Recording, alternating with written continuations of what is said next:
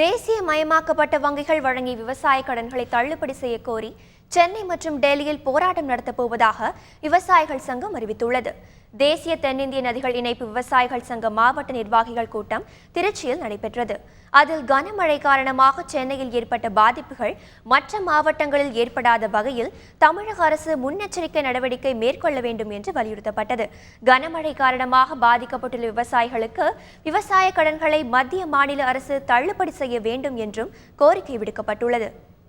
நாங்கள் வாங்கிய கடனை சொசைட்டியில் வாங்கிய கடன்லாம் தமிழக அரசு தள்ளுபடி செய்ய வேண்டும்.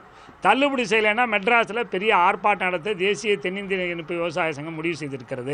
தேசியமயமான வங்கியிலே விவசாய கொடுத்த கடன்லாம் தள்ளுபடி பண்ணலைன்னு சொன்னால் தள்ளுபடி பண்ணணும். 7வது சம்பள கமிஷன் எப்படி நிறைவேற்றுறாங்களோ அதே போல் MS சாமிநாதனுடைய அறிக்கையும் நிறைவேற்ற வேண்டும். சரியான முடிவு கிடைக்கல என்றால் மார்ச் 15 to ஏப்ரல் 15 30 நாளைக்கு டெல்லியில் தொடர் உண்ணாவிரதம் இருப்பதாக எங்களது தேசிய தென்னிந்திய நதி இணைப்பு விவசாய சங்க திருச்சி மாவட்டத்தின் சார்பாக தெரிவித்துக்